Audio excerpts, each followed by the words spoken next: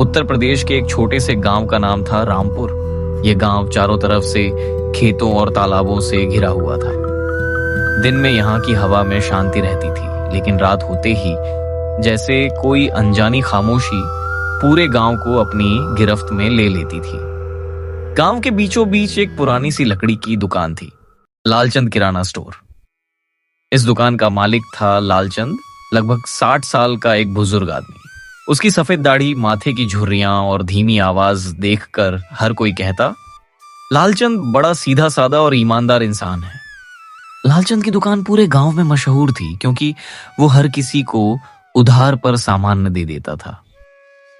कोई खेत वाला आता तो कह देता, चाचा गेहूं बिके तो हिसाब कर दूंगा। और लालचंद मुस्कुरा देता, कोई बात नहीं बेटा, अपने ही तो हो। उसका एक ही बेटा था, रघु, करीब 25 साल का। रघु ज्यादा बोलता नहीं था पर मेहनती था। वो अक्सर दुकान पर अपने बाप की मदद करता था।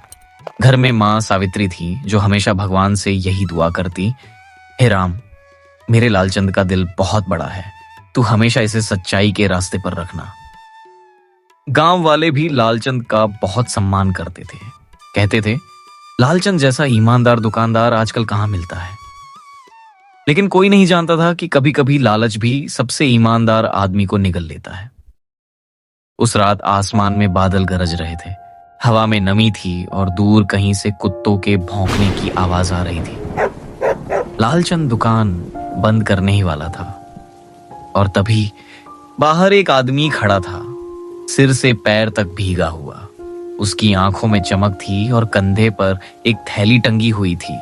वो बोला, चाचा सुनार हूं मैं, पास के गांव से आया हूं।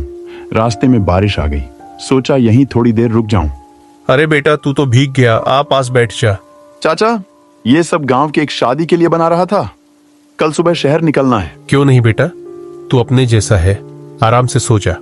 लेकिन उसकी मुस्कान के पीछे लालच की एक परछाई छिपी थी। रात के करीब 12 बजे सारा गांव नींद में डूबा था। बारिश की बूंदें टीन की छत पर टप-टप गिर रही थीं। लालचंद की आंखों में नींद नहीं थी। वो बार बार सुनार की थैली की तरफ देख रहा था। फिर धीरे धीरे उठा। उसने लकड़ी का एक मोटा डंडा उठाया और सुनार के पास पहुंचा। सुनार गहरी नींद में था। एक पल के लिए लालचंद के हाथ कांपे, फिर उसने डंडा उठाया और जोर से वार कर दिया। सुनार की चीख रात की बारिश में डूब गई। लालचंद का दिल धड़क रहा था, पर उसके चेहरे पर अब लालच की मुस्कान थी। उसने थैली उठाई और दुकान के पीछे बने पुराने रास्ते से तालाब की तरफ चला गया। बिजली चमकी और उसी रोशनी में उसकी परछाई तालाब में गिरती दिखी। उसने सुनार का शव पानी में फेंका, थैली अपने घर में छिपा दी और वापस लौट आया। बारिश रुक चुकी थी, रात खामोश थी, लेकिन तालाब के पानी में कुछ हल्की लहरें उठ रही थी, जैसे कोई वहां अब भी जिंदा हो।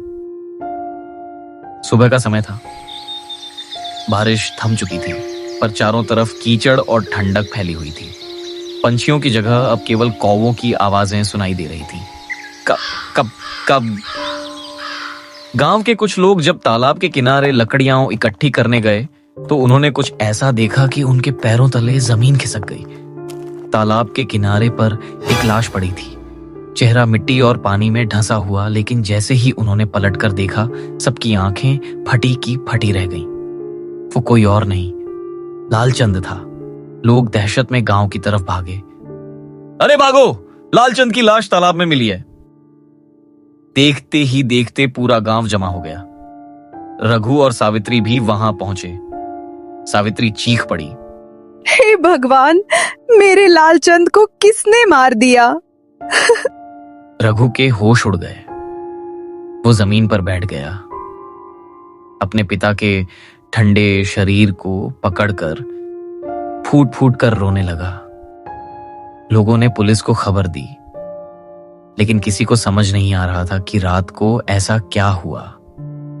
रघु बार बार सोच रहा था, पिता तो हमेशा सबका भला करते थे, फिर उन्हें किसी ने क्यों मारा?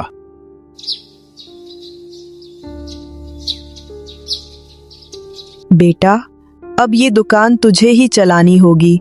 तेरे पिता की आखिरी निशानी यही थी। रघु ने सिर झुकाकर कहा। हाँ माँ, अब ये दुकान मैं चलाऊंगा। उसने दुकान खोली। हर चीज वैसी ही थी, वही अलमारी, वही तराजू, वही शेल्फ। बस एक कोने में लगी अंगीठी की राख अब ठंडी पड़ चुकी थी। रात को जब वो दुकान बंद करने लगा तो उसे एक अजीब सी ठंडी हवा महसूस हुई। दूर तालाब की तरफ से जैसे किसी के कदमों की आहट आई। छप छप छप। रघु ने झट से दरवाजा बंद कर लिया और घर की तरफ भागा। लेकिन उस रात उसे नींद नहीं आई। बार बार उसके कानों में वही आवाज गूंजती रही, छप छप छप, जैसे कोई तालाब से उठकर उसकी दुकान तक आ रहा हो। रात का समय था। पूरा गांव नींद में डूबा हुआ था। चारों ओर बस कुत्तों के भौंकने की हल्की आवाज और ठंडी हवा का शोर था। रघु अपने बिस्तर पर लेटा हुआ था, लेकिन उसकी आंखों में नींद नहीं थी। उसे बार बार ऐसा लग रहा था कि जैसे कोई दुकान के बाहर चल रहा हो। अचानक उसने वही आवाज सुनी जो पिछले कुछ दिनों से उसके कानों में गूंज रही थी, छप छप छप, जैसे कोई पानी में चलकर बाहर आ रहा हो। रघु का दिल जोर जोर से धड़कने लगा। उसने खिड़की से झांक कर देखा। दूर तालाब की तरफ से कोहरा उठ रहा था और उसमें किसी इंसान की परछाई सी हिल रही थी। पहले तो रघु ने सोचा कि शायद ये उसका वहम है, लेकिन अगले ही पल उसने देखा कोई व्यक्ति धीरे धीरे दुकान की ओर बढ़ रहा था। उसके कदम भारी थे और हर कदम के साथ पानी की बूंदें जमीन पर टपक रही थी। रघु डर के मारे कांपने लगा। उसने मां को जगाना चाहा, पर आवाज उसके गले से नहीं निकली। वो परछाई दुकान के दरवाजे तक पहुंची और अचानक सब कुछ खामोश हो गया। रघु ने धीरे से खिड़की खोली।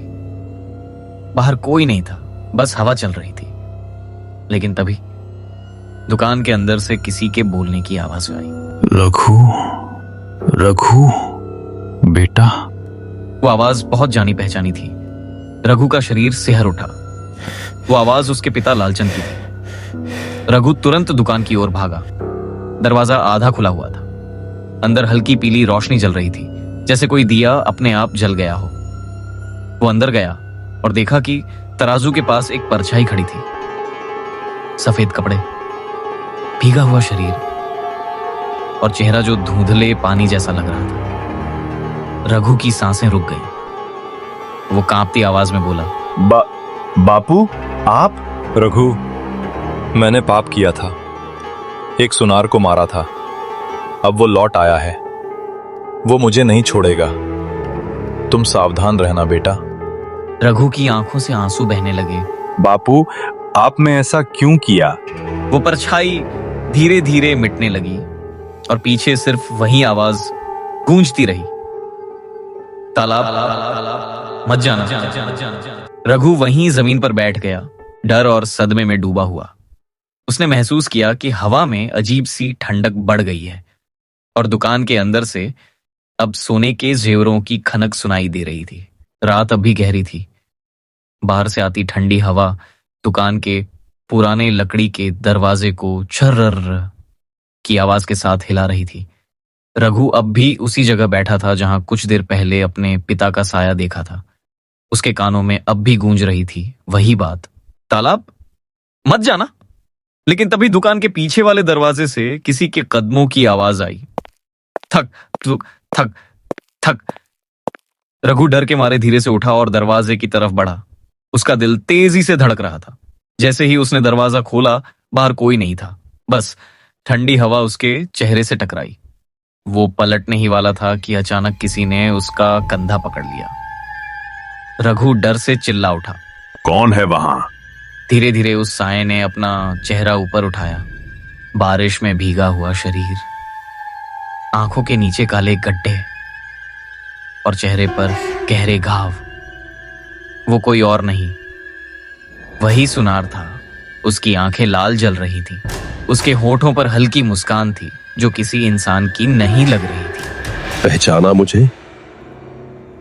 तेरे बाप ने मुझे मारा था, उस तालाब में डुबो दिया था। नहीं, मैंने कुछ नहीं किया। वो मेरे बापू थे, मैंने तो कुछ देखा भी नहीं था। उसके पाप का हिस्सा तू भी है। वही दुकान वही जगह, वही तराजू जहां मेरा खून गिरा था। रघु के पैरों के नीचे की जमीन जैसे हिल गई। उसने देखा तराजू के पास खून की बूंदें फिर से टपकने लगी थीं। दीवार पर पानी की लकीरें किसी नाम की तरह फैल रही थीं। लालच। रघु कांपते हुए बोला, कृपा करके मुझे माफ कर दो।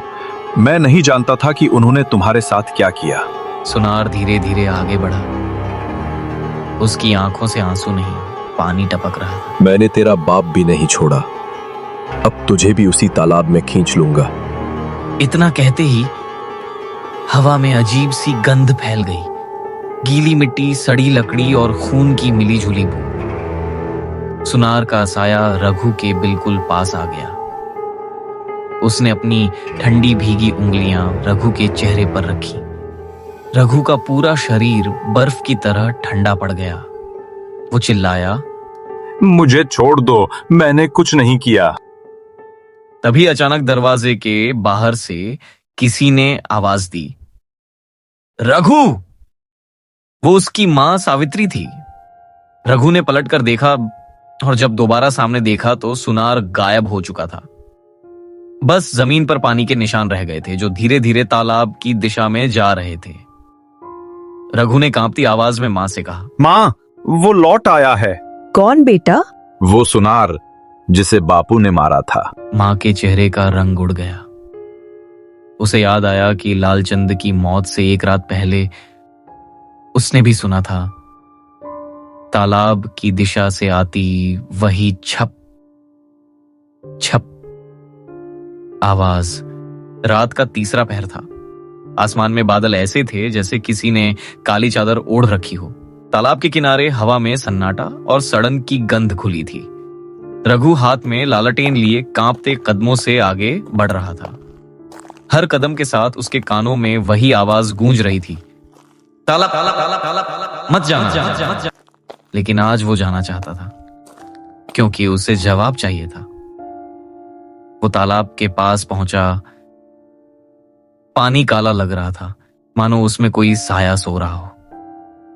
रघु ने कांपती आवाज में कहा, सुनो, अगर तुम्हें शांति चाहिए तो बताओ, मैं क्या करूं? कुछ पल तक कोई जवाब नहीं आया। फिर तालाब का पानी अपने आप हिलने लगा। छप छप, और पानी से वही सुनार बाहर निकला, भीगा हुआ, आंखों से लाल रोशनी निकलती हुई। शांति? मुझे अब शांति नहीं चाहिए रघु, मुझे इंसाफ चाहिए। कैसा इंसाफ? जिसने मुझे मारा उसके खून से मैं बंधा रहा, अब उस खून का आखिरी वारिस तू है। तो क्या मैं भी मर जाऊं? क्या इससे तुम्हें मुक्ति मिलेगी? नहीं, तेरी मौत से नहीं, तेरे स्वीकार से। स्वीकार? हाँ, उस लालच को स्वीकार कर जो तेरे खून में बहता है। जिस लोभ ने तेरा बाप बनाया राक्षस, अब तू भी वही बन जा। इतना कहते ही सुनार ने अपने हाथ बढ़ाए। पानी से निकलती काली लहरें रघु की लपक लपकी। रघु चीखा, नहीं, मैं वैसा नहीं बनूंगा। लेकिन देर हो चुकी थी। पानी की वो लहरें उसके पैरों को लपेट चुकी थी। रघु के मुंह से एक दर्दनाक चीख निकली और वो तालाब के अंदर खिंच गया। इस तरह लालचंद के पापों का दंड आखिर में जाकर रघु को भुगतना पड़ा। अगर आपको कहानी अच्छी लगी तो वीडियो लाइक और चैनल को सब्सक्राइब करना ना भूलें। मिलते हैं अगली नई मजेदार कहानी में।